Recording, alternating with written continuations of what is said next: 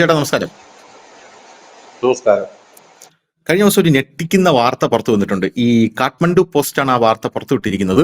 അതായത് നമ്മുടെ കേരളത്തിൽ നിന്ന് നേപ്പാളിലേക്ക് ആയുധം എത്തിക്കാം എന്നുള്ളൊരു മെസ്സേജ് അവിടേക്ക് എത്തിയിട്ടുണ്ട്. ഈ ജൻസി കുട്ടികൾക്കിടയിൽ എത്തിയിട്ടുണ്ട് എന്ന റിപ്പോർട്ടാണ് ഈ കാഠ്മണ്ഡു പോസ്റ്റ് എന്ന് പറയുന്ന ഈ നേപ്പാളി പത്രം പുറത്തുവിട്ടിരിക്കുന്നത്. അത് പ്രതിഷേധക്കാർ തങ്ങളുടെ തന്ത്രം ആസൂത്രണം ചെയ്യാനും ഏകോപിപ്പിക്കാനും ഉപയോഗിച്ച പ്ലാറ്റ്ഫോമിന്റെ പേര് ഡിസ്കോഡ്. അത് ഈ ഗെയിമർമാരൊക്കെ ഉപയോഗിക്കുന്ന ഒരു പ്ലാറ്റ്ഫോമാണ് ഡിസ്കോഡ് എന്ന് പറയുന്നത്. പല പല പ്ലാറ്റ്ഫോമുകളുണ്ടല്ലോ പല കാര്യങ്ങൾക്ക് ഉപയോഗിക്കാൻ. ഇപ്പോൾ ടെലിഗ്രാം ഉണ്ട്, ഡിസ്കോഡ് ഉണ്ട്, പിന്നെ വേറെ ഇൻസ്റ്റാഗ്രാം പോലുള്ള പ്ലാറ്റ്ഫോമുകളുണ്ട്. ഇനി വേറെ ചില കാര്യങ്ങൾക്ക് അതിൻ്റെതായിട്ടുള്ള രീതിയിലുള്ള പ്ലാറ്റ്ഫോം ഉണ്ട്. പലതും അത്രയ്ക്ക് ജനകീയമല്ല നമ്മുടെ ഈ വാട്സപ്പ്, ഫേസ്ബുക്ക് എന്ന പോലെ എന്നുള്ളതാണ്. അപ്പൊ ഈ ജനകീയമല്ലാത്ത പ്ലാറ്റ്ഫോമുകളെയാണ് കൂടുതലായിട്ട് അവർ സെലക്ട് ചെയ്യുന്നത് ഈ കാര്യങ്ങൾക്കൊക്കെ. ഇപ്പോൾ ആയുധ ശേഖരണത്തിന് ശ്രമം നടക്കുന്നതായിട്ടുള്ള റിപ്പോർട്ട് വന്നിട്ടുണ്ട്. കേരളത്തിൽ നിന്നുൾപ്പെടെ, അതായത് തോക്കുകളും ഗ്രനേഡുകളും എത്തിക്കാനാണ് ഈ സാമൂഹ്യ മാധ്യമം വഴി നിർദ്ദേശം ചെയ്തത്. ആ ചാറ്റുകളെല്ലാം തന്നെ ഇപ്പോൾ ആ കാഠ്മണ്ഡു പോസ്റ്റ് പുറത്തുവിട്ടിട്ടുണ്ട്. അഴിമതിക്കെതിരെ യുവത, യുവ ഹബ് എന്നീ പേരുകളിലുള്ള ഡിസ്കോഡ് സെർവറുകളിലാണ് ഈ പ്രക്ഷോഭങ്ങൾക്ക് ചുക്കാൻ പിടിച്ചത്. പ്രക്ഷോഭത്തിന്റെ സമയം, സ്ഥലം, തന്ത്രം എന്നിവ കൃത്യമായി ആസൂത്രണം ചെയ്യാൻ ഈ പ്ലാറ്റ്ഫോമിലൂടെയാണ് അവർ ശ്രമിച്ചത് എന്നുള്ളതാണ് അന്വേഷണത്തിന്റെ ഭാഗമായിട്ട് ഇപ്പൊ പുറത്തു വന്നിരിക്കുന്നത്. പുറത്തുവന്ന വിവരം പ്രകാരം ഗ്രീനിഷ് എന്ന ഡിസ്കോഡ് അക്കൗണ്ടിൽ നിന്ന് ആയുധ ശേഖരണത്തിന് ആഹ്വാനം നടന്നു.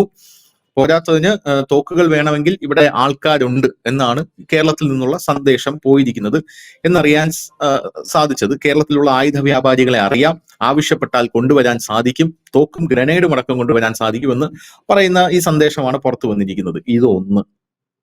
പിന്നെ രണ്ടാമത്തെ കാര്യം, ഇതൊന്നും യാദൃച്ഛികമായിട്ട് സംഭവിക്കുന്നതാണോ എന്ന് ചോദിച്ചാൽ നമുക്ക് ആണോ അല്ലേ എന്ന് നമുക്ക് ചോദിച്ചു കഴിഞ്ഞാൽ അല്ല എന്ന് തന്നെ നമുക്ക് പറയേണ്ടി വരും. കാരണം നേപ്പാളിൽ നടക്കുന്ന ജൻസി കലാപവും കേരളവുമായിട്ട് എന്താണ് കണക്ഷൻ എന്നുള്ളൊരു ചോദ്യം ചോദിക്കുമ്പോഴാണ് BBC കഴിഞ്ഞ ദിവസം ഒരു റിപ്പോർട്ട് പുറത്തുവിട്ടിട്ടുണ്ട്. BBC റിപ്പോർട്ട് പുറത്തുവിട്ടിരിക്കുന്നതെന്ന് പറഞ്ഞാൽ ഈ ജൻസി റയട്ട് എല്ലാ സ്ഥലത്തും നടക്കുന്നുണ്ട്. എല്ലാ സ്ഥലത്തും നടക്കുന്ന ഈ ജൻസി റയട്ട് എന്തുകൊണ്ട് ഇന്ത്യയിൽ നടക്കുന്നില്ല? അതാണ് BBCയിലെ റിപ്പോർട്ടിന്റെ കാതൽ അല്ലെങ്കിൽ അടിസ്ഥാനം എന്ന് പറയുന്നത്. അപ്പോൾ BBC കലാപങ്ങൾക്കായിട്ട് കൊതിക്കുന്നുണ്ടോ എന്നുള്ളൊരു ചോദ്യം ഇവിടുത്തെ മാധ്യമങ്ങൾ അങ്ങോട്ട് ചോദിച്ചിട്ടുണ്ട്. ഇപ്പൊ ഇവിടെ നമ്മളെ ഈ പാൽക്കി ശർമ്മയെ പോലുള്ള മാധ്യമ പ്രവർത്തകരുണ്ടല്ലോ, ആ മാധ്യമ പ്രവർത്തകർ ഇപ്പൊ ഈ ഓപ്പറേഷൻ സിന്ദൂർ അടക്കം കഴിഞ്ഞപ്പോൾ ഇന്ത്യ വളർന്നല്ലോ. ഇന്ത്യ വളർന്നു കഴിഞ്ഞ സ്ഥിതിക്ക് ഒരു കാര്യം ചെയ്യും, പണ്ട് നമ്മളെ നിന്ന് മേടിച്ച കാര്യങ്ങളൊക്കെ ഇങ്ങനെ തിരിച്ചു തന്നേരെ എന്നില്ല ഇംഗ്ലണ്ട് പറഞ്ഞ സമയത്ത് പാൽക്കി ശർമ്മ തിരിച്ചു ചോദിച്ചു, ആദ്യം നീ ഇവിടെ നിന്ന് ലൂട്ട് ചെയ്തുകൊണ്ട് പോയതൊക്കെ തിരിച്ചതാ, ഇങ്ങനെയാണ് പോകുന്നതെങ്കിൽ കോഹിനൂർ രത്നം അടക്കമുള്ളത്, എന്നിട്ട് നമുക്ക് ബാക്കി കാര്യങ്ങൾ തീരുമാനിക്കാന്ന് പറയാം. അപ്പൊ കുറിക്കുകൊള്ളുന്ന മറുപടി ഇപ്പൊ BBCക്ക് ഇവിടെയുള്ള ആൾക്കാർ കൊടുക്കുന്നുണ്ട്. അപ്പോൾ അങ്ങനത്തെ ഒരു സാഹചര്യത്തിൽ ഈ BBCയുടെ ഈ സൂക്ഷ്മമായ പ്രക്ഷോഭത്തിനായിട്ട് BBC ഇടുന്ന ഒരു മാസ്റ്റർ ക്ലാസ് എന്ന രീതിയിലാണ് പല മാധ്യമങ്ങളും ഈ ലേഖനത്തെ വിശകലനം ചെയ്തുകൊണ്ട് വളരെ സംക്ഷിപ്തമായിട്ട് പറഞ്ഞിരിക്കുന്നത്. BBC അങ്ങനെ പറയുന്നു. അപ്പൊ ഇത് വെറുതെ പറയുന്നതല്ല.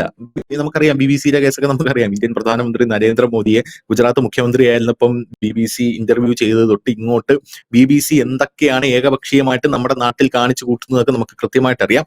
അതിന്റെ കൂട്ടത്തിലാണ് ഇപ്പൊ ഈ ഒരു പോസ്റ്റ് കൂടെ, ഈ ഒരു വെളിപ്പെടുത്തലൂടെ കാഠ്മണ്ഡു പോസ്റ്റ് പുറത്തു വന്നിരിക്കുന്നത്. ഇത് രണ്ടും കൂടെ നമുക്ക് ബന്ധിപ്പിക്കാൻ സാധിക്കുമോ? എന്തെങ്കിലും ബന്ധമുണ്ടോ ഇതിന്? BBC ഇങ്ങനെ പറയുന്നു, കേരളത്തിലൊരു ബന്ധം, നേപ്പാളില്, അതായത് രണ്ടും ഇങ്ങറ്റവും അങ്ങറ്റവും കിടക്കുന്ന രണ്ട് സ്ഥലങ്ങളാണ്. നേപ്പാളിലേക്ക് നമുക്ക് പോകാനായിട്ട് വിസ വേണ്ട, ഇങ്ങറ്റവും അങ്ങറ്റവും കിടക്കുന്നു. എന്താണ് തോന്നുന്നത് ഇതെല്ലാം കൂടെ ചേർത്ത് വായിക്കുമ്പോൾ? ഇതിനോട് ചേർത്ത് വായിക്കപ്പെടേണ്ട ഒരു വാർത്ത കൂടിയുണ്ട്. അതായത് ഒരാഴ്ചക്ക് മുമ്പ് നമ്മളത് ന്യൂസ് ഇന്ത്യ മലയാളം എന്ന ചാനലിൽ നമ്മളത് കൊടുത്തതാണ്. അതില് ഈ ദില്ലി പോലീസ് മേധാവി ഒരു ജാഗ്രതാ നിർദ്ദേശം കൊടുത്തിരുന്നു. ജൻസി പോലുള്ള കലാപങ്ങൾക്ക് ന്യൂഡൽഹി തലസ്ഥാനം വേദിയാകാൻ സാധ്യതയുണ്ട്. അതുകൊണ്ട് അങ്ങനെയുള്ളവരെ എങ്ങനെ കൈകാര്യം ചെയ്യണം എന്നുള്ളതാണ് സേനയ്ക്കും മറ്റും കൊടുത്തിരിക്കുന്ന നിർദ്ദേശം. അത് അടങ്ങിയ ഒരു സർക്കുലർ ആയിരുന്നു കൊടുത്തത്. അതും ഇതും കൂടെ ഒക്കെ ചേർത്ത് വായിക്കണം. BBC അതൊരു വിലാപം പോലെയാണ് എനിക്ക് തോന്നിയത്. മറ്റൊരു തരത്തിൽ പറഞ്ഞാൽ ധനുഷ് പറഞ്ഞതുപോലെ ഒരു കലാപത്തിന്റെ വിത്താണ് അവർ പാകിയിട്ടിട്ടിരിക്കുന്നത്. ആര്? ഈ BBC. അതെ, നിങ്ങൾ എന്തുകൊണ്ടാണ് എല്ലായിടത്തും ഇങ്ങനെ ജൻസി കലാപം നടക്കുമ്പോൾ കലാപം നടക്കാത്തത് എന്നാണ് അവരതിൽ അക്കമിട്ട് ചോദിക്കുന്ന ഒരു ചോദ്യം. അവർ പറയുന്നത് തൊഴിലില്ലായ്മ ഇല്ലേ, പ്രശ്നങ്ങളില്ലേ ഇന്ത്യയിൽ, അപ്പൊ സാമ്പത്തിക ഞെരുക്കം ഉണ്ടല്ലോ യുവാക്കൾക്കിടയിൽ, എന്നിട്ട് നിങ്ങൾ എന്താ ഇറങ്ങാത്തതെന്ന് ചോദിക്കുന്ന BBC അതിന് താഴെ അക്കമിട്ട് കാര്യങ്ങൾ നിരത്തുന്നുണ്ട്. ഈ BBCയുടെ ലേഖനത്തോടനുബന്ധിച്ച് അതിന് സമാനമായ രീതിയിലുള്ള ചില പ്രതികരണങ്ങൾ നമ്മുടെ കേരളത്തിലുള്ള ചില യൂട്യൂബേഴ്സ് അടക്കം പറയുന്നുണ്ട്. ഇന്ത്യയിൽ കലാപം ഉണ്ടാകും, ജൻസി കലാപം ഉണ്ടാകും, തൊഴിലില്ലായ്മയ്ക്കെതിരെ ഉണ്ടാകും എന്നുള്ളത്. അപ്പൊ ഇതെല്ലാം ഒരു നെറ്റ്വർക്കാണ്, ഡീപ് സ്റ്റേറ്റിന്റെ ഭാഗമായിട്ടുള്ള നെറ്റ്വർക്കാണ്. BBC ഇപ്പോഴത് പറഞ്ഞിട്ടുണ്ടെങ്കിൽ ഒന്നര ആഴ്ച മുമ്പ് മലയാളത്തിലുള്ള ചില ഓൺലൈൻ യൂട്യൂബേഴ്സ് ഇതേ വാർത്ത തന്നെ ചെയ്യുന്നുണ്ട്. ഇപ്പൊ ഉടൻ തന്നെ ഇന്ത്യയിൽ ഉണ്ടാകും കലാപം എന്ന് പറഞ്ഞുകൊണ്ട് യൂത്തുകളെ ഇളക്കി വിടാൻ വേണ്ടി ശ്രമം നടത്തുന്നുണ്ട് അവര്. ഇതെല്ലാം ഒരു കണക്ഷനാണ്, കണക്റ്റഡ് ആണ് ഇതെല്ലാം വരുന്നത്. അപ്പോ അത് എവിടെ നിന്നാണ് ഈ വാർത്ത വന്നത്? കേരളത്തിൽ നിന്നാണ്. ഇപ്പോഴെന്താണ് കാഠ്മണ്ഡു പത്രം പറയുന്നത്? കേരളത്തിൽ നിന്ന് ആയുധങ്ങൾ എത്തിക്കാൻ ഞങ്ങൾ അതിനുവേണ്ടിയിട്ടുള്ള ചാറ്റ് നടന്നവരാണ് പുറത്ത്. അപ്പൊ കേരളം ഒരു ഹബ്ബാണ് എന്ന് ഐക്യരാഷ്ട്രസഭ മുമ്പ് പറഞ്ഞിരുന്നു. തീവ്രവാദികളുടെ ഒരു ഹബ്ബാണ് സൗത്ത് ഇന്ത്യ, കേരളം, കർണാടക ഒക്കെ. അതിൽ ഏറ്റവും പ്രധാനം കേരളമാണ് എന്ന് പറഞ്ഞെങ്കിൽ ഓരോ ദിവസം കഴിയുന്നവർ അത് മറന്നേക്ക് പുറത്ത് വന്നുകൊണ്ടിരിക്കുന്നു. ഇവിടെ BBC പറയുന്ന ചില കാര്യങ്ങളുണ്ട്, എന്തുകൊണ്ട് നടക്കുന്നില്ല എന്നും കൂടി അവർ ആ ലേഖനത്തിൽ പറയുന്നുണ്ട്. ഇന്ത്യയിലെ യൂത്ത് 40% BJPയോടൊപ്പമാണ്. രാഷ്ട്രീയ പ്രവർത്തകരിൽ 40% അവർ BJP യൂത്തിന് വേണ്ടിയിട്ടുള്ള അവരുടെ ഓർഗനൈസേഷൻസ് എല്ലാം സ്ട്രോങ് ആണ്. അത് ഒരു കാരണം. രണ്ട്, ഈ പ്രശ്നവുമായി രംഗത്തെത്തുന്നവരെ രാജ്യദ്രോഹികളായി ചിത്രീകരിക്കുന്ന മാധ്യമങ്ങൾ ഇവിടെ ഉള്ളതാണ് മറ്റൊരു കാരണം. മൂന്നാമത്തെ കാരണം, വ്യത്യസ്തമായ ഭാഷകളും കാര്യങ്ങളും ഉള്ളതുകൊണ്ട് കമ്മ്യൂണിക്കേഷൻ എല്ലായിടത്തും ഒരേപോലെ എത്താൻ കഴിയുന്നില്ല എന്നൊക്കെയാണ് അവർ പറയുന്നത്. എന്നിട്ട് അവർ പറയുന്നൊരു കാര്യം, ഇതൊന്നും കൊണ്ട് ഇതിനെ തടയാൻ കഴിയില്ല, ഇത് ഒരു ദിവസം ഇത് പുറത്തേക്ക് വരും, കാരണം ഇങ്ങനത്തെ അസ്വസ്ഥരാണ് എന്നാണ് BBC വിലാപം അതിൽ പോകുന്നത്. BBC ഭയങ്കരമായി ആഗ്രഹിക്കുന്നുണ്ട് ഇന്ത്യയിൽ കൂടുന്ന വന്നാൽ. കാരണം ഫ്രാൻസിൽ വന്നു, UK വന്നു, ഇറ്റലിയിൽ വന്നു, നേപ്പാളിൽ വന്നു, മറ്റു പലയിടങ്ങളിൽ വന്നു. യുനെസിനെ അട്ടിമറിച്ചതും ഒരു യൂത്തിന്റെ കലാപം ജൻസി ആയിരുന്നു. അപ്പൊ ഇതേപോലെ ഇവിടെ വന്നാൽ ഒന്ന്, കാരണം ഇനിയിപ്പോ സായിപ്പിന് അതേ ഉള്ളൂ സ്വപ്നം കാണാനായിട്ട്, ബാക്കിയുള്ളതെല്ലാം തീർന്നു. കാരണം സൊറോസിനെ വെച്ച് ചൈനയും അമേരിക്കയും എല്ലാം അവിടെ കട്ടക്ക് പിടിച്ചിട്ടും മോദിയെ മൂന്നാമത് തകർക്കാൻ കഴിഞ്ഞില്ല. അദ്ദേഹം വീണ്ടും അധികാരത്തിൽ വന്നു. ഇനി വേറെ പല വഴിയും നോക്കി, ഈ വ്യാപാര കരാറിന്റെ ആയാലും ഇല്ലെങ്കിൽ താരിഫ് അടിച്ചു തന്ന അതിലൊന്നും കൂസാതെ മുമ്പോട്ട് പോകുമ്പോൾ ഇനി ഇവിടെ ഒരു കലാപം എങ്ങനെയെങ്കിലും ഉണ്ടാക്കിയാൽ അതിൽ വളരെ കൗതുകകരമായ കാര്യം, അതിൽ പ്രത്യേകം പറയുന്ന ചില കാര്യങ്ങളുണ്ട്. ഇതിനുള്ള ചില തുടക്കങ്ങൾ നമ്മുടെ ഇന്ത്യയിൽ ഉണ്ടായെന്ന് BBC പറയുന്നുണ്ട്. ധർമ്മസ്ഥല, ഒപ്പം തന്നെ ഇത് നമ്മൾ മുമ്പേ പറഞ്ഞതാണ്, ഒരു 2 മാസം മുമ്പ് നമ്മളിവിടെ ചർച്ച പറഞ്ഞു, ഇതൊരു ഡീപ് സ്റ്റേറ്റിന്റെ ഭാഗമാണ്. ഇപ്പൊ BBC സമ്മതിക്കുന്നുണ്ടത്. ധർമ്മസ്ഥല, ഒപ്പം തന്നെ വോട്ടുചോരി, ഈ 2 കാര്യങ്ങളും ഇതിന് ഒരു ശ്രമം ഇന്ത്യയിൽ നടന്നിരുന്നു. പക്ഷെ അത് വേണ്ടത്ര വിജയിക്കാൻ കഴിഞ്ഞില്ല എന്നാണ്. പക്ഷെ BBC കാണാതെ പോയ ഒരു വലിയ ഫാക്ടർ കൂടി ഇന്ത്യയിലുണ്ട് എന്നുള്ളതാണ്. ചില നാഷണൽ മീഡിയാസ് മുമ്പ് റിപ്പോർട്ട് ചെയ്തു. നമ്മളത് സമഗ്രമായി തന്നെ അതിനെക്കുറിച്ച് അന്വേഷിച്ചു കഴിഞ്ഞപ്പോൾ ഹിന്ദു ജൻസി എന്ന് പറഞ്ഞിട്ട് വിവിധ സംസ്ഥാനങ്ങളിൽ സംഘടനയുണ്ട്. അതായത് ഇപ്പോൾ ഈ നമ്മുടെ രാജ്യം തകർക്കാൻ വേണ്ടി ഇറങ്ങുന്ന ജൻസിയെ പോലല്ല, അതിനെ തടയിടാൻ വേണ്ടിയിട്ട് ഒരു ജൻസി രൂപീകരിക്കുന്നു. അപ്പൊ ഈ ജൻസി ഏതായെന്ന് നമ്മൾ നോക്കുമ്പോൾ ഇത് പല പേരുകളിലാണ്. ഹിന്ദു സേവാ സമിതിയുണ്ട്, ഹിന്ദു സേനയുണ്ട്, ഹിന്ദു എന്താണ്, അങ്ങനെ ഒരു സമിതി, അങ്ങനെ വിവിധ സംഘടനകളാണ് ഇതിനകത്തുള്ളത്. ഈ സംഘടനയുടെ ഒരു ഡീറ്റെയിൽസിലേക്ക് നമ്മൾ റാംബക്. അപ്പൊ ഈ സംഘടനയെ കുറിച്ച് നമ്മൾ അന്വേഷിച്ചപ്പോൾ അറിഞ്ഞത് ഇവർക്കൊന്നും ഒരു ഏകീകൃത സ്വഭാവമില്ല. ഈ ജൻസിയെ പോലെ തന്നെയാണ് ഇവർക്കെന്ന് പറഞ്ഞാൽ ഒരു ഏതെങ്കിലും ഒരു സിസ്റ്റം RSSന്റെ ഇല്ലെ വേറെ സിസ്റ്റത്തിൽ കൂടെ വരുന്നവരല്ല ഇവരെല്ലാം ഓരോ സ്ഥലങ്ങളിലുള്ള സംഘടനകൾ ഒറ്റ പ്ലാറ്റ്ഫോമിൽ അണിനിരക്കുകയാണ്. ഇവർക്ക് ഒറ്റ ലക്ഷ്യമേ ഉള്ളൂ. ഹിന്ദു എന്നവർ ഉപയോഗിക്കുന്ന വാക്ക് മതമല്ല, ഹിന്ദു മതത്തെ അല്ല അവർ ഉപയോഗിക്കുന്നത്, ഹിന്ദുസ്ഥാനെയാണ് അവർ ഉപയോഗിക്കുന്നത്. ആ ഹിന്ദുസ്ഥാനെതിരെ വരുന്ന പ്രതിഷേധങ്ങൾ അവർ ഈ ജൻസി കലാപമായാലും ഈ ഇന്ത്യ വിരുദ്ധ പ്രക്ഷോഭങ്ങളായാലും രാജ്യവിരുദ്ധമായിട്ടാണ് അവർ കാണുന്നത്. അതിനെ മുളയിലെ നുള്ളുക, തല്ലി ഒതുക്കുക എന്ന് തന്നെയാണ്, സംഘർഷം തന്നെയാണ് അവർ ഉദ്ദേശിക്കുന്നത്. അതായത് ഇവിടെ ഇങ്ങനെ വന്നു കഴിഞ്ഞാൽ, കാരണം ഇതിന്റെ പല വേർഷൻസ് നമ്മൾ കണ്ടു. ദില്ലി ഹരിയാന റോഡിൽ ഇതൊക്കെ കുറെ പിള്ളേർ കൂടി ജൻസി പ്രക്ഷോഭം ഉണ്ടാക്കാൻ വന്നപ്പോൾ അവിടെ നമ്മൾ കണ്ടതാണ് ആയിരക്കണക്കിന് ഹിന്ദു ജൻസികളാണ്. ഹിന്ദു ജൻസി എന്ന് പറയുന്ന ഒരു വലിയ കൂട്ടായ്മയാണ് റോഡിന്റെ അപ്പുറത്തെ സൈഡിൽ നിൽക്കുന്നത്. പോലീസുകാർക്ക് ഒന്നും ചെയ്യേണ്ടി വന്നില്ല. പോലീസുകാർ പറഞ്ഞത് അപ്പുറത്ത് നിൽക്കുന്നത് കണ്ടോ, ഇത് അങ്ങോട്ട് വിട്ടുകഴിഞ്ഞാൽ തവിട് പൊടി പോലും കാണത്തില്ല എന്ന് പറഞ്ഞ് ഇവർ കുറെ പെൺകുട്ടികളും ആൺകുട്ടികളൊക്കെ ഉണ്ടായത് ഇവർ തിരിച്ചുപോയി. UP-യിൽ ഇത് കണക്ക് I love you മുഹമ്മദിന്റെ പേരിൽ ഈ ജൻസി കലാപത്തിന് ഒരുക്കം നടത്തിയപ്പോൾ മറു സൈഡിൽ വലിയ രീതിയിൽ തന്നെയാണ് ആളുകൾ സംഘടിച്ചത്. ഇത് നമ്മൾ കണ്ടതാണ്, നമ്മൾ കാണുന്നൊരു കാഴ്ച. എന്നിട്ട് അതിൽ പറയുന്ന മറ്റൊരു കാര്യമുണ്ട് ധനുഷ, BBC-യിൽ JNU-നെ കുറിച്ച് പറയുന്നുണ്ട്. അതിലിപ്പോ JNU ഇലക്ഷനാണ്, November 4 ഇലക്ഷൻ, 6-ാം തീയതി. അതിൽ JNU-നെ കുറിച്ച് വിലാപമുണ്ട് BBC-യുടെ. BBC പറയുന്നത് മുമ്പ് രാജ്യത്തെ പ്രക്ഷോഭങ്ങളുടെ ഇല്ലെങ്കിൽ എതിർ ശബ്ദങ്ങളുടെ ഒരു പ്രധാന കേന്ദ്രമായിരുന്ന ദില്ലിയിലെ JNU ഇന്ന് നിശബ്ദമാണ് ഏറെക്കുറെ. അവിടെ ഒന്നും പ്രതിഷേധ സ്വരങ്ങൾ പോലും ഉയരുന്നില്ല എന്ന്. വളരെ കറക്റ്റാണ്. ജിഹാദികളും തീവ്രവാദ സംഘടനയും അമേരിക്കയുടെ ഫണ്ട് പറ്റുന്നവരും എല്ലാം JNU-യിൽ ഉണ്ടായിരുന്നു. അധ്യാപകരായിട്ടും 60-70 വയസ്സ് കഴിഞ്ഞ് അവിടെ പഠിക്കുന്നവരുണ്ടായിരുന്നു. ഇന്നതെല്ലാം ക്ലിയർ ചെയ്ത് കൊണ്ടുവരികയാണ്. അത് പെട്ടെന്ന് ക്ലിയർ ചെയ്യാൻ പറ്റുന്ന ഒരു കാര്യമല്ല, പക്ഷെ 10 വർഷം കൊണ്ട് ഒരുപാട് ക്ലിയർ ചെയ്തിരിക്കുന്നു. ഇന്ന് കഴിഞ്ഞ തെരഞ്ഞെടുപ്പിൽ ABVP-ക്ക് അവരൊരു ജനറൽ സീറ്റ് പോലും ലഭിക്കുന്ന ഒരു സാഹചര്യം അവിടെ ഉരുത്തിരിഞ്ഞു വന്നു. അവിടെ എന്താണ് സംഭവിച്ചതെന്ന് ചോദിച്ചു കഴിഞ്ഞാൽ, അവിടെ ഇവന്മാര് കാണിക്കുന്ന ആക്രമണത്തിന് പുറത്തുനിന്ന് കയറി അടി കൊടുക്കാൻ തുടങ്ങി. മുമ്പ് അതില്ലായിരുന്നു. എന്തു ബേക്കൂത്തരവും കാണിക്കും, എന്നിട്ട് തെരുവിലേക്ക് ഇറങ്ങും, റോഡിലേക്ക് ഇറങ്ങും, ദില്ലി സംഭവിക്കുന്ന തരത്തിലേക്ക് വണ്ടിക്ക് കല്ലെറിയ കലാപം, വലിയ പ്രശ്നങ്ങൾ ഉണ്ടാക്കുമായിരുന്നു. ഇവന്മാരുടെ അവസാനത്തെ ആളിക്കത്തിൽ നടന്നത് പൗരത്വ ഭേദഗതി സമരത്തിലാണ്. റൈസാന കുന്നുകളിലേക്ക് ഇവർ കയറി എന്ന് പറഞ്ഞ് വലിയ മാധ്യമ വാർത്തകളൊക്കെ വന്നു രാഷ്ട്രപതി താമസിക്കുന്നത്. പക്ഷെ അതിനുശേഷം പിന്നീട് നമ്മൾ ആരും JNU ശബ്ദം കേട്ടില്ല. ഖാലിദ് ഉമറൊക്കെ ഇന്ന് എവിടെയാണെന്ന് പോലും നമുക്കറിയില്ല. വിരൽ ചൂണ്ടി സംസാരിച്ച ജാമിയ മിലായിലെ കുട്ടിയെക്കുറിച്ച് നമുക്കറിയില്ല. കാരണം തല്ലി ഒതുക്കാൻ തെരുവിൽ തന്നെ പുതിയൊരു സമൂഹം ഉരുത്തിരിഞ്ഞ് വന്നപ്പോഴാണ് ഒതുങ്ങാൻ തുടങ്ങിയത്. ഇവർക്ക് മനസ്സിലായി തങ്ങള് ഈ വടിയും കോലും എടുത്ത് മുദ്രാവാക്യവും പാട്ടുമായിട്ട് റോഡിൽ ഇറങ്ങിക്കഴിഞ്ഞാൽ അടി ഏത് വഴി വരുമെന്ന് പറയാൻ പറ്റില്ല. കാരണം പോലീസ് കൈവെക്കുന്നതിന് മുമ്പ് അപ്പുറത്തൊരു വലിയ വിഭാഗം കൈവെക്കുമെന്ന്. കാരണം ഈ രാജ്യം അത്രത്തോളം ഒരു ദേശീയതയിലേക്ക് മാറി എന്നുള്ളതാണ്. ഇപ്പോൾ ജെൻസി ഗ്രൂപ്പുകൾ, ഹിന്ദു ജെൻസി എന്ന് പറയുന്ന ഗ്രൂപ്പുകൾ ഇന്ന് വളരെ ആക്റ്റീവാണ് എന്നുള്ളതാണ് ഇപ്പോൾ പുറത്തു വരുന്നത്. അവരും ഇതേപോലെ തന്നെ പ്ലാറ്റ്ഫോമുകൾ യൂസ് ചെയ്യുന്നുണ്ട്. ഒപ്പം തന്നെ അവർ സോഷ്യൽ മീഡിയയിലും ആക്റ്റീവാണ്. അതായത് അവരുടെ ചില നേതാക്കന്മാർ എല്ലാം പിള്ളേർ സെറ്റാ, അവരിങ്ങനെ ആഹ്വാനം ചെയ്യുന്നു നമുക്കത് സംഘടിക്കണം എന്ന് പറഞ്ഞു. അവരാണ് ഇതിന്റെ ഒരു വാഹകരായി മാറുന്നത്. അതിൽ BJPയോ മറ്റുള്ളവരോ ഒന്നും തന്നെ അല്ല എന്നുള്ളതാണ് എടുത്തു പറയേണ്ട ഒരു കാര്യം. ഈ ജെൻസിക്കാരും അങ്ങനെയാണല്ലോ, അവർക്കൊരു ഏകീകൃത സ്വഭാവമില്ലല്ലോ. അവരിങ്ങനെ പല പല ഗ്രൂപ്പുകൾ ഇങ്ങനെ ചർച്ച ചെയ്തിട്ടാണ് നമുക്ക് ഇന്ന ദിവസം ഇറങ്ങാം, ഇന്ന ദിവസം ഏകീകൃത സ്വഭാവം ഇല്ലെന്ന് നമ്മൾ വിചാരിക്കുന്നതല്ലേ? അതിന് ചിലപ്പോൾ അതിന്റെ പിന്നിൽ ഒരു ഏകീകൃത സ്വഭാവം ഉണ്ടെങ്കിലോ, അതായത് ലോകത്തെല്ലായിടത്തും ഒരേ സമയം ജെൻസി വിഭാഗക്കാർ മാത്രമേ ഇറങ്ങുന്നുള്ളൂ തെരുവില്. ബംഗ്ലാദേശിൽ നടന്നു, നേപ്പാളിൽ നടന്നു, ലണ്ടനിൽ നടന്നു, ഫ്രാൻസിൽ നടന്നു, ഇറ്റലിയിൽ നടന്നു, ഫിലിപ്പൈൻസിൽ നടന്നുകൊണ്ടിരിക്കുന്നു. ഇനി നടക്കാൻ പോകുന്നത് ഇന്തോനേഷ്യയിൽ നടക്കാൻ പോകുന്നു, ഇപ്പൊ ശ്രീലങ്കയിൽ നടന്നു. അപ്പൊ എല്ലായിടത്തും ഇറങ്ങുന്നത് ജെൻസി വിഭാഗമാണ്. അപ്പൊ നമുക്ക് അങ്ങനെ നടക്കുമ്പോൾ ഇതിന് പിന്നിൽ ആരുമില്ല, ഇതിനൊരു ഏകീകൃത സ്വഭാവം ഇല്ല എന്ന് നമുക്ക് അങ്ങനെ കണ്ണടച്ച് പറയാൻ സാധിക്കുമോ ചേട്ടാ? അല്ല, ഞാൻ ആ അർത്ഥത്തിലല്ല ഞാൻ പറഞ്ഞത്. ഞാൻ ഏകീകൃത സ്വഭാവം ഒരു ഏകശിലാ രീതിയിലുള്ള സംഘടനാ സംവിധാനം ഇല്ലെന്നാണ് ഞാൻ പറഞ്ഞത്. അതായത് ഇപ്പോൾ നമ്മളൊരു സംഘർഷവും മറ്റോ നടക്കുമ്പോഴത്തേനും ഇത് നമ്മൾ RSSനെ ഒരു പ്രതിക്കൂട്ടിൽ നിർത്താറുണ്ട്. പക്ഷെ ഇവരെ നമുക്ക് പ്രതിക്കൂട്ടിൽ നിർത്താനായിട്ട് ഒരു ഏകീകൃത സ്വഭാവം ഇവർക്കില്ല.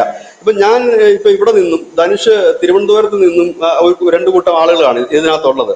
നമുക്ക് ഉള്ളത് ഇൻസ്ട്രക്ഷൻസ് മാത്രമാണ്, നിർദ്ദേശങ്ങൾ മാത്രമേ നമുക്ക് കിട്ടുന്നുള്ളൂ. നമുക്കൊരു നിർദ്ദേശം ഒരു സ്ഥലത്തുനിന്ന് എത്തുന്നു, തിരുവനന്തപുരത്ത് ബസ്സിന് കല്ലെറിയണം, ഈ ആലപ്പുഴ ഭാഗത്ത് ട്രെയിൻ തടയണം, മറ്റൊരിടത്ത് എയർപോർട്ടുകൾ ആക്രമിക്കണം, ഇങ്ങനെ പല സ്ഥലങ്ങളിൽ ഉള്ളവർക്കുള്ള നിർദ്ദേശങ്ങൾ മുകളിൽ നിന്ന് വരുന്നു. അത് ഏകീകൃതമായിട്ടുള്ള നിർദ്ദേശങ്ങൾ തന്നെയാണ്. ടൂൾ കിറ്റുകളും മറ്റും സ്ഥാപിച്ചുകൊണ്ട്, ഇല്ലെങ്കിൽ അതിനെ വെച്ച് മാധ്യമങ്ങളും ഇതിന് വേണ്ടിയിട്ട് അനുകൂലമായിട്ട് അവരും നിൽക്കുന്നുണ്ട്, യൂട്യൂബർമാരും മറ്റും അടക്കം. അപ്പൊ അങ്ങനെ നിൽക്കുന്നതാണ് ഞാൻ പറഞ്ഞത്. അല്ലാതെ ഏകീകൃത സംഘടന ഇല്ല എന്നാണ് ഞാൻ പറഞ്ഞത്. അല്ലാതെ ഏകീകൃത സ്വഭാവം എന്നല്ല. സ്വഭാവം ഏകീകൃതമാണ്. കാരണം ഇതിற்கு ഇൻസ്ട്രക്ഷൻസ് വരികയാണ് കാരണം ഈ നേപ്പാൾ കലാപം എടുത്ത് ശ്രദ്ധിച്ചാൽ നമുക്ക് മനസ്സിലാവും. വ്യാജമായിട്ടൊരു ബലാത്സംഗ വാർത്ത ഈ പറയുന്ന സോഷ്യൽ മീഡിയയിൽ വരുന്നു. ഇപ്പൊ അത് വ്യാജമാണെന്ന് പറഞ്ഞു, ഞങ്ങൾ ബലാത്സംഗം നടന്നിട്ടില്ല. ആ ബലാത്സംഗത്തിന്റെ ചൂട് പിടിച്ചുകൊണ്ട് വിദ്യാർത്ഥികൾ ഒരു 9:30 മണി രാവിലെ കഴിഞ്ഞപ്പോൾ തൊട്ട് ക്ലാസ്സുകളിൽ നിന്ന് ഇറങ്ങാൻ തുടങ്ങുന്നു, കോളേജുകളിൽ നിന്ന് ഇറങ്ങാൻ തുടങ്ങുന്നു. പെട്ടെന്ന് ഇത് കലാപമായി രൂപപ്പെടുന്നു. ഇത് വെൽ പ്ലാൻഡ് ആണിത്. അപ്പൊ നേരത്തെ തന്നെ പറഞ്ഞ് പ്ലാൻ ചെയ്യുന്നതാണ്. 9 മണിക്ക് ഈ വാർത്ത പുറത്തു വരും, 9:30 നിങ്ങൾ ക്ലാസ്സുകൾ ബഹിഷ്കരിക്കണം, 10 മണിയോടുകൂടി നിങ്ങൾ ഇന്ന സ്ഥലങ്ങളിൽ സംഘടിക്കണം, അവിടെ നിന്ന് നിങ്ങൾ കല്ലെറിയണം. ഇതാണ് ഇതിന്റെ ഒരു മെത്തേഡ്. സാധാരണഗതിയിൽ എല്ലായിടത്തും നടക്കുന്ന മെത്തേഡ് ഇങ്ങനെയാണ്. കലാപങ്ങൾക്കെല്ലാം ഒറ്റ മെത്തേഡേ ഉള്ളൂ. അത് ഈ മെത്തേഡ് തന്നെയാണ്. എന്തിനേറെ പറയാം, നമ്മുടെ നാട്ടിലെ രാഷ്ട്രീയ പാർട്ടികൾ പോലും ടിക്കറ്റിങ്ങിനൊക്കെ പോകുമ്പോൾ ഇതാണ്. അവർ വെൽ പ്ലാൻഡ് ആണ്. അത് നമ്മൾ കാണുമ്പോൾ തന്നെ നമുക്ക് ഏകദേശം അറിയാൻ കഴിയും. അവർ ഈ സ്ത്രീകളെയൊക്കെ മുന്നിൽ നിർത്തിക്കൊണ്ട് പ്രകടനം നമുക്കറിയാം, സെക്രട്ടേറിയറ്റിന്റെ പടിക്കലൊക്കെ അവർ നടത്തും. അവിടെ അടുക്കാറാകുമ്പോഴത്തേന് ഈ സ്ത്രീകളെ കംപ്ലീറ്റ് അവർ ബാക്കിലേക്ക് വലിക്കും. നമ്മളതൊക്കെ റിപ്പോർട്ട് ചെയ്യാൻ പോകുമ്പോൾ നമുക്ക് അറിയാം അതെന്താണ്. ഈ സ്ത്രീകളെ പുറകോട്ട് അവർ വലിക്കുന്നതിന്റെ അർത്ഥം തന്നെ ഇവർ പോലീസിനെ അറ്റാക്ക് ചെയ്യാൻ പോവുകയാണ്, ഇല്ലെങ്കിൽ ബാരിക്കേഡ് തള്ളാൻ പോവുകയാണ്. അപ്പൊ അടി വരുമ്പോൾ ഈ സ്ത്രീകൾക്ക് അടി കൊള്ളാതിരിക്കാൻ വേണ്ടിയിട്ടാണ് അവരുടെ ഈ വനിതാ പ്രവർത്തകരെ അവർ ബാക്കിലേക്ക് തള്ളുന്ന ഒരു രീതിയുണ്ട്. അതുപോലെ തന്നെ നേതാക്കന്മാരെല്ലാം കുറച്ച് പുറകോട്ട് മാറി എന്നിട്ട് ഈ പ്രശ്നകാരികളായിരിക്കും മുമ്പോട്ട് ലാസ്റ്റ് ടൈമിൽ കയറി വരുന്നത്. പിന്നെ ചില നേതാക്കന്മാർ ആ സമയം നോക്കി മുങ്ങുന്നവരും ഉണ്ട്. അത് നമ്മൾ വീഡിയോയിലൊക്കെ കണ്ടിട്ടുണ്ട്. ഏതായാലും ഈ ഒരു സാഹചര്യമാണ്. ഇതേ രീതിയിലാണ്, ഈ ഒരു മെത്തേഡിലാണ് ഇവിടെ കാര്യങ്ങൾ മുമ്പോട്ട് പോകുന്നത്. അപ്പൊ ഹിന്ദു ജെൻസി എന്ന് പറഞ്ഞൊരു വലിയ സംവിധാനം ഇവിടെ ഉരുത്തിരിഞ്ഞു. അതിനകത്ത് അവർ പറയുന്ന മറ്റൊരു കാര്യമുണ്ട്. ഈ സംഘപരിവാർ സംഘടനകളുടെ യൂത്ത് ഇതിനകത്ത് വലിയ സ്വാധീനം അവർക്ക് ചെലുത്താൻ കഴിഞ്ഞിട്ടുണ്ട്. BJPയിലും ഉണ്ട്. അത് ഇതിനകത്ത് ഇത് വരുന്നുണ്ട്. പക്ഷെ BBC ഹിന്ദു ജെൻസിയെ കുറിച്ച് പറയുന്നില്ല. കാരണം അതെന്താന്ന് വെച്ച് കഴിഞ്ഞാൽ, ഇനി ഞങ്ങളുടെ ലേഖനം വായിച്ചിട്ട് ആരെങ്കിലും ജെൻസി കലാപത്തിന് പോകുന്നുണ്ടെങ്കിൽ അവരെ ഭയപ്പെടുത്തേണ്ട ആവശ്യമില്ലല്ലോ. എന്തിന് നമ്മുടെ ഇന്ത്യയിൽ നടത്താൻ കഴിയില്ലല്ലോ? നമ്മൾ കണ്ടതല്ല ഈ കേരളത്തില്, ഇന്ത്യയിൽ കൂടല്ല, ഞാൻ പറഞ്ഞത് ഈ കേരളത്തിൽ നടത്താൻ കഴിയില്ല. കേരളത്തിൽ നമ്മൾ കണ്ടതാ, ഈ അഗ്നിവീർ സമരം വന്നപ്പോ കേരളത്തിൽ തിരുവനന്തപുരത്ത് അടക്കം കുറച്ച് പിള്ളേർ തെരുവിലിറങ്ങിയായിരുന്നു. എന്തായി അതിന്റെ അവസ്ഥ? എന്തായാലും നമ്മൾ കണ്ടതാ. ഒറ്റപ്രകടനം നടന്നുള്ളൂ അല്ലേ? ഈ രാജ്യം എത്രത്തോളം സുരക്ഷിതമാണെന്ന് അറിയാൻ ഒറ്റ സിമ്പിളാണ്. പാലസ്തീൻ ഐക്യദാർഢ്യ സമ്മേളനം പ്രകടനം ഇന്ത്യയിൽ എത്രണ്ണം നടന്നു? ആകെ നടന്ന് കോഴിക്കോട് അവിടെ ഇവിടെ 2 പ്രകടനം നടന്നൊരു സമ്മേളനം നടന്നല്ലാതെ മുൻപായിരുന്നെങ്കിലോ ഉടുത്തിരുന്നെല്ലാം കൂടി ഉരിഞ്ഞ് തലയെ കെട്ടിക്കൊണ്ട് ഈ രാജ്യം മുഴുവൻ പാലസ്തീൻ ഐക്യദാർഢ്യം നടത്തില്ലായിരുന്നു. ഇസ്രായേലിന് വേണ്ടിയിട്ട് ആയുധങ്ങളോ ഇല്ലെങ്കിൽ അതിനുള്ള വെടിക്കോപ്പുകളോ നൽകുന്ന കമ്പനികളെല്ലാം ബഹിഷ്കരിക്കില്ലായിരുന്നു. മഹീന്ദ്രയ്ക്കെതിരെ ഈ അടുത്ത് വലിയ പ്രക്ഷോഭം ഉണ്ടാക്കിയില്ലേ, വലിയ ക്യാമ്പയിൻ നടത്തിയില്ലേ, ടാറ്റയ്ക്കെതിരെ ക്യാമ്പയിൻ നടത്തിയില്ലേ, എന്നിട്ട് എന്തായി, എല്ലാം ചീറ്റിപ്പോയില്ലേ? അപ്പം ഇത്രയേ ഉള്ളൂ കാര്യം. ഈ രാജ്യത്ത് ഇനി ഇത് കണക്കുള്ള ഉഡായിപ്പുകൾ നടക്കില്ല. ഉഡായിപ്പുമായിട്ട് രംഗത്തിറങ്ങുന്നവരെ കൈകാര്യം ചെയ്യാൻ ഒരു വലിയ യൂത്ത് ഈ രാജ്യത്ത്, കാരണം അവരെ സംബന്ധിച്ച് ഇരുളടഞ്ഞു കിടന്ന 60 വർഷങ്ങൾക്ക് ശേഷം അവർക്കൊരു വികസനത്തിന്റെ അല്ലെങ്കിൽ ഒരു നല്ല വിഷൻ അവർക്ക് മുമ്പോട്ട് കിട്ടുന്നു, ഒരു നല്ല റോഡ് കാണുന്നത് എന്നാണ് ഇന്ത്യയിൽ. ഇപ്പൊ നമ്മൾ അത് മിനിമം നമ്മൾ അതെങ്കിലും പറയണ്ട. ഈ NH-66 പോലെ ഒരു റോഡ് എൻ്റെ ജീവിതത്തിൽ ഞാനത് കാണാൻ എത്ര വർഷം കാത്തിരുന്നു.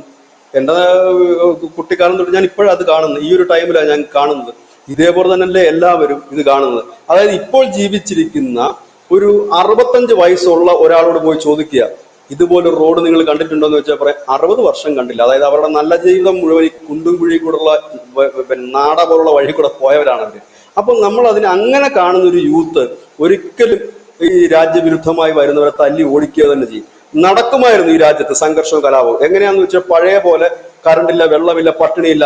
ഇന്നലെ ഞാൻ വളരെ കൗതുകകരമായ ഒരു തലക്കെട്ട് നമ്മുടെ മലയാളം ചില മാധ്യമങ്ങളിൽ കണ്ടു. അത് നവംബർ 1 കേരളം ദാരിദ്ര്യമുക്ത സംസ്ഥാനമാണെന്ന് പ്രഖ്യാപിക്കുമെന്ന്. ഈ പക്ഷേ വളരെ രസം എന്താന്ന് ചോദിച്ചു കഴിഞ്ഞാൽ ഇന്ത്യയിൽ ഇപ്പോൾ ദാരിദ്ര്യമില്ല. നമ്മളത് മിക്കവാറും എല്ലാം ചർച്ചയിൽ പറയുന്നുണ്ട്. കാരണം സൗജന്യമായ ധാന്യങ്ങൾ നമ്മൾ വിതരണം ചെയ്യുന്നുണ്ട്. അതില്ലാതായിട്ട് 3 വർഷം, 3 എന്നായിരുന്നു നമ്മുടെ കോവിഡ് സ്റ്റാർട്ട് ചെയ്തത്. 2019 തോന്നുന്നു. 2019 തൊട്ട് 2019 ഡിസംബറിൽ. അപ്പൊ 2021 മുതൽ നമ്മൾ സ്റ്റാർട്ട് ചെയ്യുന്നത് 4 കൊല്ലം കഴിഞ്ഞു ഈ സൗജന്യ. അപ്പൊ അതുമൂലം നമുക്ക് പട്ടിണിയില്ല. റേഷൻ കാർഡ് ഉള്ളവന് ഇന്ത്യയിൽ എവിടെ നിന്നും വാങ്ങാം.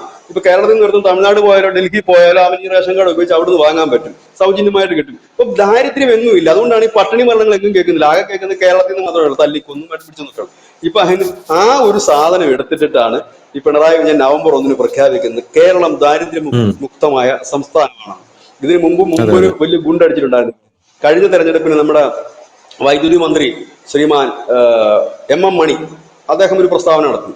കേരളം സമ്പൂർണമായി വൈദ്യുതി ലഭിച്ചൊരു സംസ്ഥാനം, പൈസ ഇല്ലാത്തവർക്ക് ഞങ്ങൾ സൗജന്യമായി ഏതാണെന്നറിയാം, കേന്ദ്രത്തിന്റെ സ്കീമാണ് അത്, എല്ലാവർക്കും വൈദ്യുതി എത്തിക്കുക. അതായത് പാവപ്പെട്ടവർക്കാണെന്നുണ്ടെങ്കിൽ അതിന്റെ അടിസ്ഥാനത്തിൽ കേരളത്തിൽ മാത്രമല്ല കാശ്മീരിലും ഹിമാചൽ പ്രദേശിലും ഒക്കെ വൈദ്യുതി എത്താത്ത, ഇതിൽ ഏറ്റവും കൂടുതൽ ഗുണം വന്നത് വടക്കിഴക്കൻ സംസ്ഥാനങ്ങളിലാണ് വൈദ്യുതി എത്തിയത്.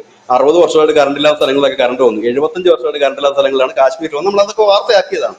അപ്പൊ ഇപ്പൊ ഇലക്ഷൻ എടുത്തു കഴിഞ്ഞപ്പോഴത്തേനും പറയാം ദാരിദ്ര്യമുക്ത സംസ്ഥാനമായി പ്രഖ്യാപിക്കുകയാണ്.